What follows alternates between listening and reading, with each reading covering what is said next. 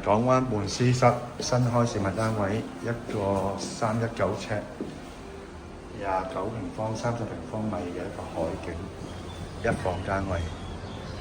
呢個超闊嘅內園，加上呢個景觀，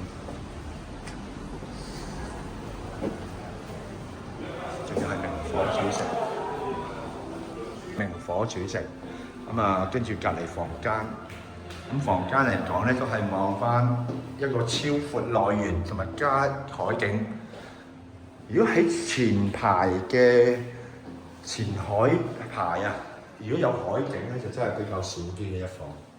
呢個咧真係相信市場上咧比較物以罕為貴，呢啲收納空間都闊落。